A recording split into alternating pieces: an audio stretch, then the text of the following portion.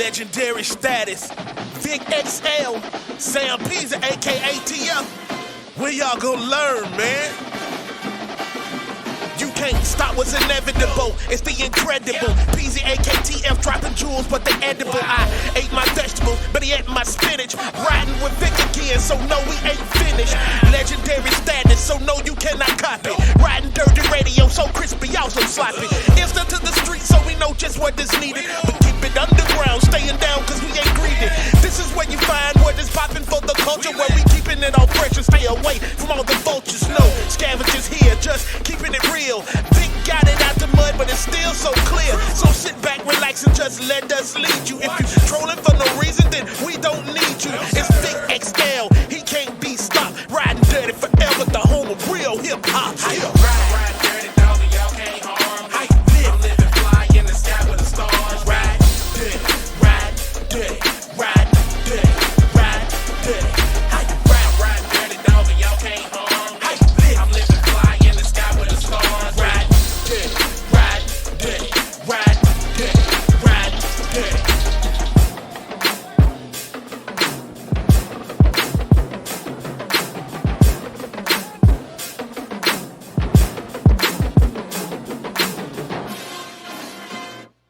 Or my influence.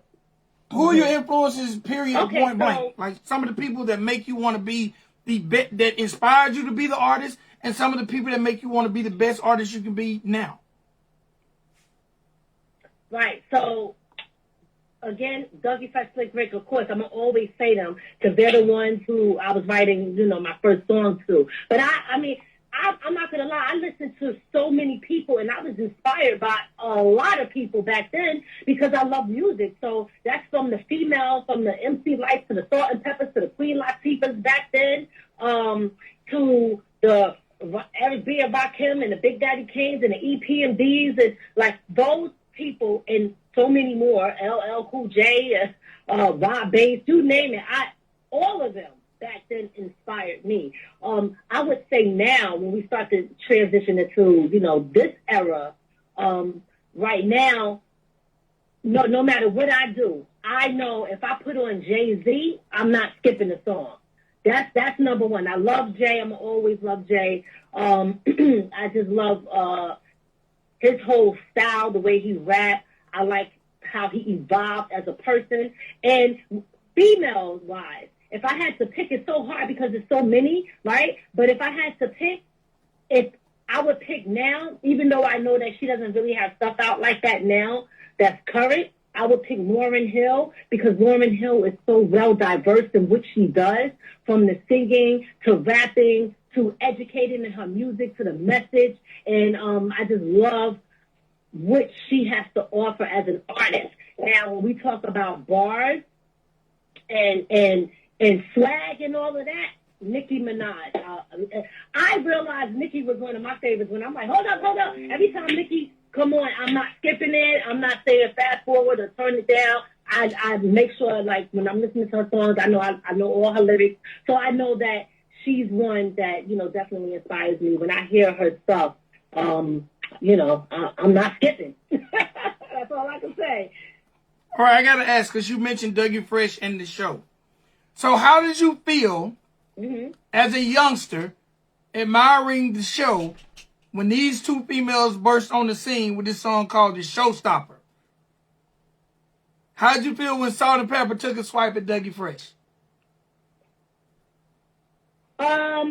Well, I didn't know that. So I didn't know that was a song for, towards them. So that's news to me. Really?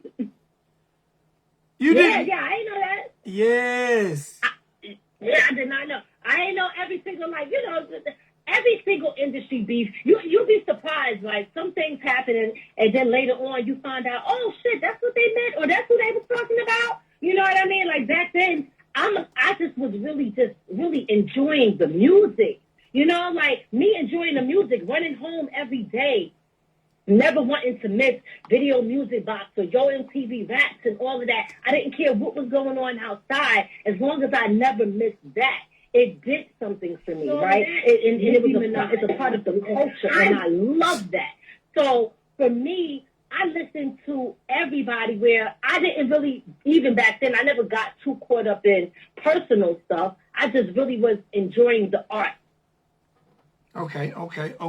Now, when did you go from reciting and changing the words to the show to making your way to a studio and becoming a recording artist yourself? My first, I'm trying to think because so many different times, but I would say I was around 15. A guy heard me rapping, and I would go like to different places and battle different people and stuff, and he brought me in the studio, and then he was like, hey, I want to manage you. So I would say around, 14, 15 years old, that's when I started to, go in the studio and record my own stuff.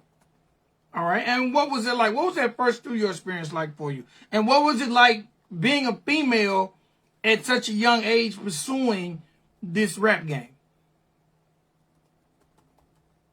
So the first experience was good because it was good to hear my voice playing back. To say like, wow, that's me. I'm always listening to somebody else or having to rap over someone else's lyrics. So it really felt, it felt good. I loved it. It's funny because a lot of people say, oh, I hate how I sound, but I actually loved how I sound when I heard my voice. And I wasn't really into when going in at a young age and how we were doing it. It wasn't even about really creating a song, right? Because I didn't even really understand the business. I just knew to rap and to spit bars. That's what it was all about. So in the studio, it was more like, okay, everybody's just rapping. We just rapping and with no hook. You know what I mean? Just we go from one person to the next, or we just go in there, we say what we got to say, and then we tap out. So that's what it was about. But that was a great experience because I really got the chance to really, I was kind of like vibing with everybody. It really had me connected with so many people because of music. My connection was so strong with so many people because of that. So that was a great experience. And what was the second part of your question? Now, and what was it like being a female? Being a female at such a young age? Oh, okay. So being a female rapping at a young age, for me, I didn't see it as anything. I felt like I got a lot of attention because I was around so many guys, right? A lot of my friends were guys, and so all the girls would want to hang out with me because they knew that I had a lot of guy friends, and all the guys would be like, well, Miz. Well, back then I had a different name, but I'm gonna say Miz now. Miz, she always got the chicks. She gonna bring them. So for me, the interaction with everybody wanting to hang around, it wasn't really nothing crazy or major, but I would say there was a couple of times where I felt like people that act like they wanted to help me had other intentions that wasn't really for music. And of course, when you're young and you don't know the business and you don't understand how things go, you believe a lot of people. A lot of people promise you dreams and they promise you all this stuff, and really, in the end, technically it's for them. But I knew how to hold my own, and thank God that I always was rolling with so many dudes that being a female, they always looked out for me. I never had to worry about somebody really coming for me because one thing about me is I always made sure that I rolled with people that I knew would have my back. No doubt. When it came to the dudes. So I was good. Okay, look, let's switch gears a little bit because I'm going to come back to the music. But I don't want to let this time pass and me not talk about some of the other things you do. Because you also have a very well-known podcast called From the Ground Up Productions. Let me know a little bit about your podcast, some of the things you discussed, some of the people you've spoken to, when you started, just everything about the podcast. Let's get into it. Yes, so the podcast From the Ground Up Productions, I decided to start that after, I was going on other people's show to promote my music. And when I started to do the interviews, it was just like love talking. I was like, oh my God, I thought I was scared at first because I didn't know what to expect. But I was like, I actually love to talk and engage with people and have a conversation. And then I went on another show where I was a co-host on another radio station, and I love the vibe. So I said, you know what? I think I'm gonna start my own, not radio station, but podcast. So then during the pandemic, that was the idea. I never was consistent with it. But just like everybody else, during the pandemic, we all sitting home. That's when the wheels start turning. Like, wait a minute. I'm not going to just sit here and do nothing. This might be my opportunity to really give it my all and pursue this in a professional manner. So that's what I did. I decided to do it. And then I asked my husband if he would join me and be a part of it. So he was helping me. And little by little, he decided to come on on air with me and be seen on camera. And now it's like, me and him, we do it together. And he go by Ray, the silent assassin. So me and my husband, we do From the Ground Up Productions together. And I love it because, like I said, we talk to different legends in the industry. We talk to other independent artists and entrepreneurs, and we get to hear their story. And we also get to learn certain things in the process. Some of the people that I've interviewed on the show, Greg Nice from Nice and Smooth. We interviewed MC Shan, Special Ed, Stevie D from the Force and D's, Arrested Development. We Trust from the group High Five, Buddy from the group Intro, 3LD from, and this is funny, I used to watch her. She was MC Hammer's group. 3LD from Oaktown 357. And, again, a few others, so many more, but that is like that I could think of off the top of my head that we interviewed. Those are some of the legends in the game. And it was exciting interviewing them because those were people that I grew up listening to. So it's so nice. And we just did Melissa Morgan. For those who do not know, you know what I mean? Yeah, we just did Melissa Morgan. And I actually just was a host at Springfield Queens Day reunion, and she performed there, and that was really great. DJ Red Alert was there. We interviewed him. So it was pretty dope. So, yeah, I'm definitely loving this and definitely looking to expand on a higher level, but I'm so happy with the progress that we have so far because we only been doing this for, like I said, since, what's this, 2022? Because I be forgetting the years. Me too. But yeah, so just saying a couple of years for us to start it, to keep expanding, to keep changing, to make it better, to keep evolving, to the point of now we're able to get these well-known people in the industry, these legends on our show. Like, in a 2-year time frame, that's not bad. You know what I mean? And the fact that, we're putting our name out there, we're definitely putting our name out there and we're putting in work, and we definitely always make sure that our guests feel like our podcast is a second home to them. We don't do things, because let me tell you, we got people on our show. We love to talk about stuff, but we never do things in the point of trying to do clickbait. You know what I mean? We want people to respect us and know that we have morals and we're not out here just trying to disrespect anybody just for clicks and for likes. We want to build our legacy in this industry the right way. All right, what's it like working beside your husband? It's great, actually. He is, again, he's so supportive. Again, listen, husband and wife, y'all know it goes, of course we be having things behind the scenes. We argue, stuff like that. And again, trying to keep it business when we're working, but I'm going to tell you, I would not have it any other way, because I know at the end of the day, no matter what the situation is, he's always going to have my best interest at heart, and he does. Again, yes, this might have been everything that I wanted to do, but he came on board and he does it with me, and he's a part of this, and he's supportive, and he keeps me in check, like on days where I might be slipping, he's there to make sure, like, nah, get up, you started this, you got to sit, keep going. He is like a strong support system for me. So I know that I don't have to worry about anybody trying to shit on me during the process. And even if I make a mistake, I don't have to worry about that. You know, he's there, he's supportive, and he's even getting even better at it because he really was the guy behind the scenes. So I pulled him from behind the scenes and brought him to the forefront. So it's funny because I have a show called Talk Therapy that I do on Tuesdays.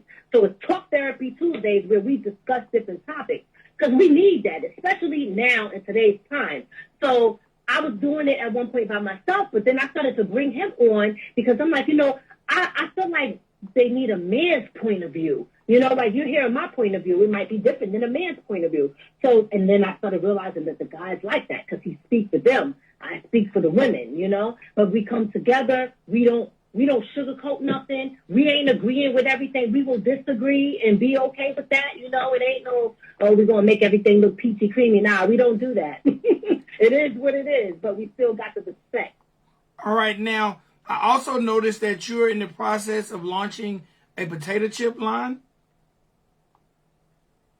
Right. So I do already have my potato chips out. It's called Boss Move Chips. Yes, and I launched the first flavor, which was sweet hot barbecue.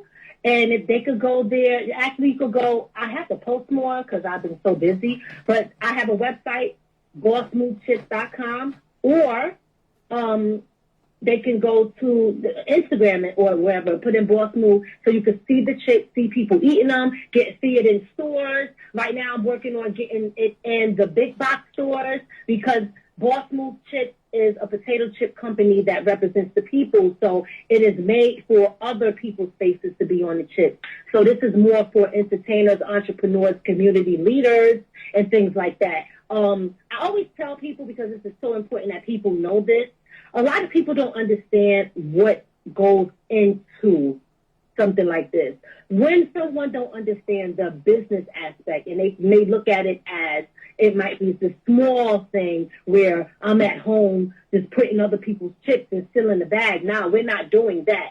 Everything that I did it just like the brand names that you see in the stores, okay? So if you see Doritos, Lay's, and Cheeto, all of those things, that's exactly how Boss Move Chips was done. So I always tell people, if they're interested in getting on the bag, I do a consultation with them to explain the process so that they can understand to get on the bag is a fee, and the fee is an investment. But the great thing about the investment that most people, or I don't really see anybody offering, is that they can get the opportunity to get that money back. So it's a win-win for that individual. So for example, let's say you wanted to get on the chip. Okay, we will have a consultation. I will go over everything with you during the meeting, and then if you could afford to be on the chip, then you would make your payment, and then we would go through the different phases, right? But what would happen is you would get the chips, and you would be able to sell them yourself to make your money back. And you could sell them at whatever rate you want to sell them at. So that investment becomes another way for you to make a profit. So in the end, you don't lose. You get your face on the chips. You get promo on the back of the bag. It could be a bio. It could be your website, a QR code, anything that represents you and connect you to your followers, your fans, and how you're going to gain your fans. And again, like I said, you can make your money back based off of how you, if you choose to sell them, if you want to just promote yourself and give them out. And then we take some and we put it in the stores that we have relationships with. And that is another thing, too, because it's continuing to promote the individual on our end as well. And again, like I said, we are in stores at the time, but we are working on big box stores.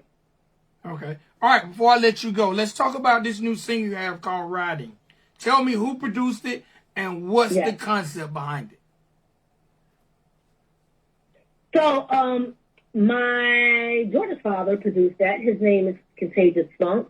And the concept, I was in the car riding, right? But I said, this sounds like a very sexual song because when I write music, I like to write based off of how the beat makes me feel. That's why I don't like to be put in a box. Whatever I write, it could be hard, it could be sexy, it could be conscious. I'm very versatile when I'm writing. So this song is a sexual song. That's why I put adults only. We're not marketing to anybody that's not an adult. So, it's metaphors. So you could think riding, but I mean, riding something else. But I put the car out there. Okay. To give that image. But when you listen to the lyrics, you can understand what I'm talking about. All right. At this point, how well is it responding for you? How are people how receptive are your fans to it?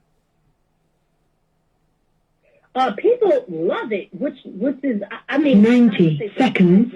Because normally I'm like more of a conscious rapper, but people have been responding very well. They actually love the song. It's being played. I know people that have it in rotation consistently on the radio station. And again, I have the clean and dirty version. So for those who can't, play the dirty version, I have the clean version available. But definitely have been getting a great response. And of course, the guys. 60 seconds. Okay. All right. So look, my last question before we play this record for the people.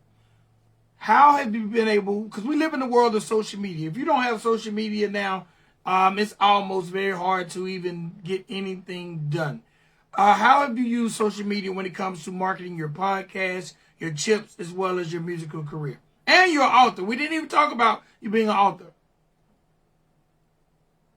Yeah, so I'll touch on the author real quick and then I'll get to your question. So I am an author. I have my own publishing company, music and book publishing company. So I put all of my stuff out through my own company. I have 3 books. The first book that I wrote was called Broken Then Healed. I actually put that out under a different publishing company because I was 10 seconds. learning. Right? Once I've learned what I needed to learn, that's why I said, hey, I'm going to start my own publishing company. So the next book I decided to do was called The Indie Artist Struggle. This was to get my feet wet as far as putting the book out under my own company. So Indie Artist Struggle is pretty, let me back it up a little bit, sorry. Broken and Healed is about my life. It's about things that I went through up to a certain point.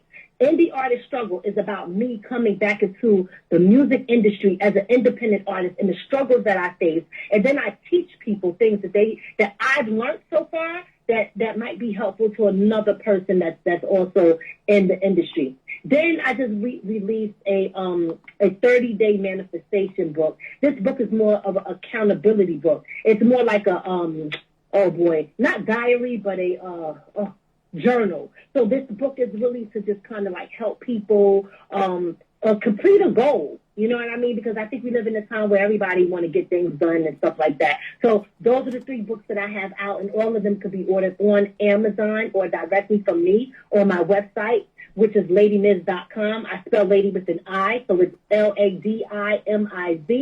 And as far as, what was the question? I'm sorry. Social media. How have you used social media to basically affect how you are able to reach people who you can't get in your car to go see? Right. So I use social media. The sad part is social media, if you're not paying for campaigns, they kind of ban you in a sense. They ban you, it's called shadow ban, where they block where people can see your posts. So, but I still post. I still use Twitter. I still use Instagram. And I use Facebook, and I am trying to be more active, but I am on TikTok as well. So I use all of those, and I just post, and I ask people that I know, hey, and, I'll send it to them, and I'll ask them to share it or something like that, or I'll tag people in it. But I go beyond that because I understand that social media is good, but if you don't have a lot of people sharing yourself, then you're really only reaching the people who already know about you. So the goal is to have a longer reach so that you can reach people who don't know about you. That's how you build a bigger fan base. So for me, it's more just about posting, but at times I will do campaigns as needed. I'm also on YouTube, but I will do campaigns as needed so that I can reach people, when the time is right. So that's how I use it. Okay, and where can people find you?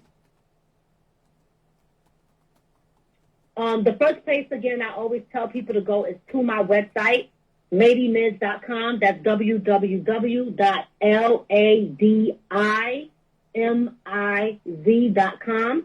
And when they go on there, if they subscribe to my website, I'll have their information too, like their email, and I can stay connected with them and send them different things that I have going on. Now, also, I'm on Instagram, I'm on Facebook, I'm on Twitter, and I'm on YouTube, and everything is Ladi Miz. Even if you Google me, Ladi Miz, I will pop up. I made sure that I did everything the right way so that my stuff is there, my SEO is right. So if you Google LADIMIZ, multiple things will pop up, and that's all me. You can find me there. But I always tell people, follow me on Instagram. Definitely go to my website. It's the best way to get in touch with me. All right, and you mentioned Facebook. What's your Facebook?